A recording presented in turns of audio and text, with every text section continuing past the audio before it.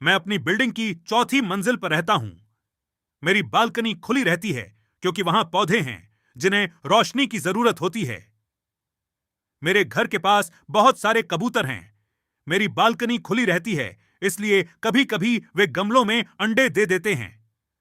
मैं, मेरी बहन और मेरे माता पिता हर गर्मी की छुट्टी में अपने मूल निवास पर जाते हैं। एक बार गर्मियों में हम हमेशा की तरह मूल निवास पर गए। हमने वहां खूब मौज मस्ती की। जब हम वहां से घर लौटे तो हमने एक गमले में कबूतर देखा। मेरे पिता ने उसे भगाने की कोशिश की। हमने सोचा कि वह चला जाएगा। आमतौर पर कबूतर डर कर चले जाते हैं, लेकिन यह नहीं भगा। इसके बजाय उसने अपने पंखों से मेरे पिता को मारने की कोशिश की। वह इतना आक्रामक था कि हम डर गए। हमने उसे अकेला छोड़ने का सोचा। कुछ देर बाद जब मैं बालकनी में गया तो मैंने एक ही गमले में 2 अंडे देखे। फिर मैंने अपने पिता को बुलाया।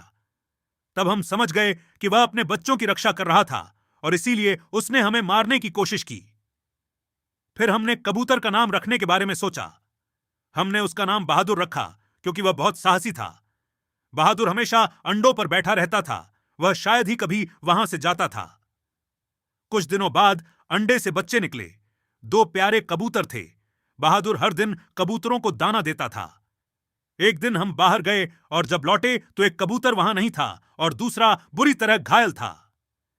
मेरे पिता ने घाव को साफ किया और उस पर थोड़ा मरहम लगाया। हमने कुछ दिनों तक उसकी देखभाल की, जब तक कि उसकी मां वापस नहीं आ गई। हम उसे खाना और पानी देते थे। हमने बच्चे कबूतर का नाम छोटू रखा। बहादुर के लौटने के बाद उसने छोटू को उड़ना सिखाने की कोशिश की। छोटू को डर था कि वह चौथी मंजिल से गिर न जाए, लेकिन उसने हार नहीं मानी।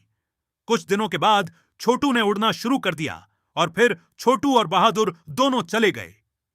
मैं दुखी था, लेकिन मैंने खुद को आश्वस्त किया कि भविष्य में इस तरह के और भी रोमांच होंगे। यह हाल के वर्षों में मेरी सबसे अच्छी यादों में से एक थी।